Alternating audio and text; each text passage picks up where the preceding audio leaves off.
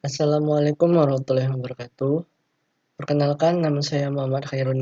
Assalamualaikum warahmatullahi wabarakatuh.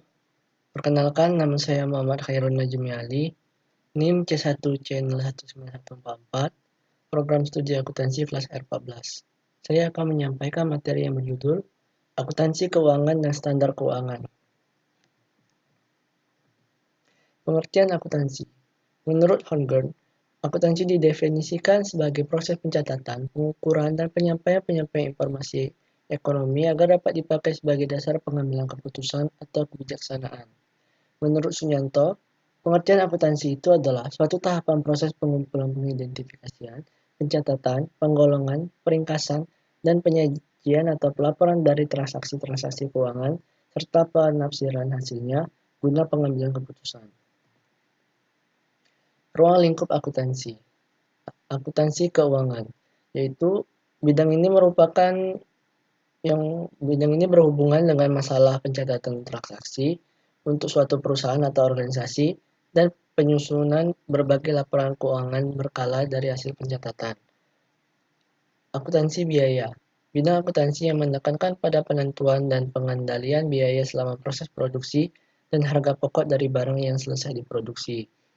Akuntansi manajemen, yaitu akuntansi yang menggunakan biaya histori taksiran guna membantu manajemen di dalam menjalankan kegiatan dan perencanaan. Akuntansi perpajakan. Akuntansi ini menekankan pada penyusunan laporan keuangan berdasarkan peraturan perpajakan dan perencanaan transaksi dengan mempertimbangkan efek pembayaran pajak.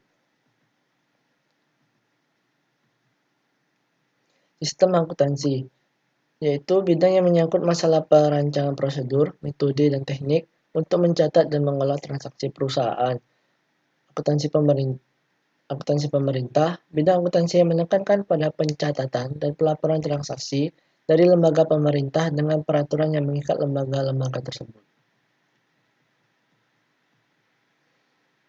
Pihak yang berkepentingan informasi akuntansi, stakeholder pihak yang berkepentingan terhadap informasi akuntansi perusahaan. Di pihak internal yaitu ada manajemen, di pihak eksternal ada pemegang saham atau pemilik atau investor, kreditor, dan masyarakat untuk perusahaan yang sudah go publik. Pengertian akuntansi keuangan. Akuntansi keuangan atau financial accounting adalah sebuah proses yang berakhir pada pembuatan laporan keuangan menyangkut perusahaan secara keseluruhan untuk digunakan baik oleh pihak-pihak internal maupun pihak eksternal. Memakai laporan keuangan ini meliputi investor, kreditor, manajer, serikat pekerja, dan badan-badan pemerintah. Berdasarkan definisinya, akuntansi itu didasarkan pada dua aspek, yaitu aspek fungsinya, yaitu menghasilkan informasi keuangan. Pada aspek ini dapat diartikan sebagai disiplin ilmu yang menyajikan informasi keuangan yang penting dengan menekankan prinsip efisiensi atas penggunaan sumber daya yang ada pada perusahaan. Aspek aktivitas atas orang yang melaksanakan proses akuntansi tersebut, yang terdiri dari mengidentifikasi data yang relevan, mengikhtisarkan dan menganalisis data yang relevan, mengubah data tersebut menjadi informasi yang digunakan dalam pengambilan keputusan. Standar akuntansi keuangan. Standar akuntansi keuangan atau SAK adalah suatu kerangka dalam prosedur pembuatan laporan keuangan agar terjadi keseragaman dalam penyajian laporan keuangan. Standar akuntansi keuangan ini merupakan hasil perumusan Komite Prinsipil Akuntansi Indonesia pada tahun 1994, menggantikan prinsip akuntansi Indonesia pada tahun 1984. Standar ini di Indonesia merupakan terapan dari beberapa standar akuntansi yang ada seperti IAS, IFRS, ETAP, dan GAAP. Selain itu juga ada PSAK Syariah dan juga SAP. Tujuan standar akuntansi keuangan yang baku, yaitu memberikan informasi tentang posisi keuangan perusahaan, prestasi dan kegiatan perusahaan. Informasi yang disusun berdasarkan prinsip akuntansi yang umum dan diharapkan mempunyai sifat jelas, konsisten, terpercaya, dan dapat diperbandingkan. Dan memberikan pedoman dan peraturan kerja bagi akuntan publik agar mereka dapat melaksanakan tugas dengan hati-hati, independen, dan dapat mengabdikan keahliannya dan kejujurannya melalui penyusunan laporan akuntansi setelah melalui pemeriksaan akuntan.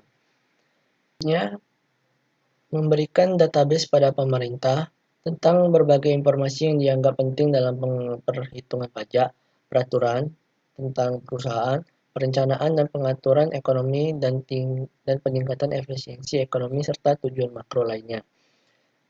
Yang terakhir, dapat menarik perhatian para ahli dan praktisi di bidang teori dan prinsip akuntansi.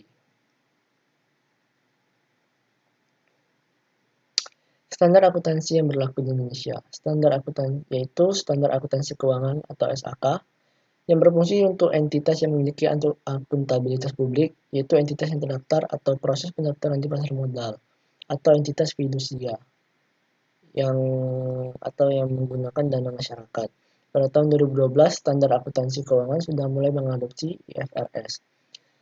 Selanjutnya, Standar Akuntansi Keuangan Entitas Tanpa Akuntabilitas Publik atau SAKATAP yang umumnya digunakan untuk entitas yang tidak memiliki akuntabilitas publik yang signifikan dalam menyusun laporan keuangan untuk tujuan umum.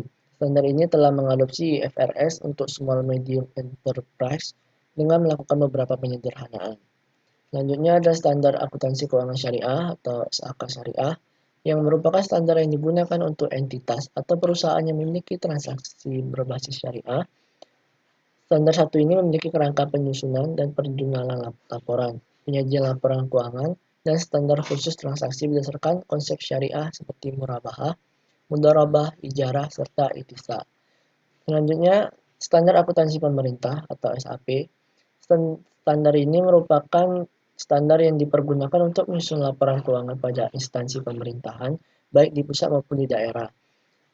Standar ini ditetapkan sebagai PP atau peraturan pemerintah yang diterapkan untuk entitas pemerintah guna menyusun laporan keuangan pemerintah pusat atau LKPP dan laporan keuangan pemerintah daerah atau LKPD.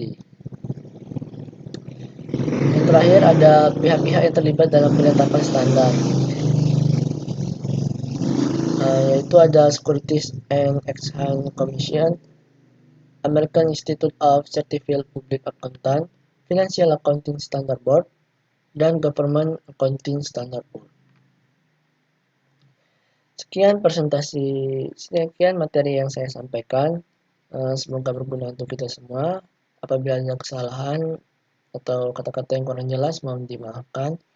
Terima kasih. Assalamualaikum warahmatullahi wabarakatuh.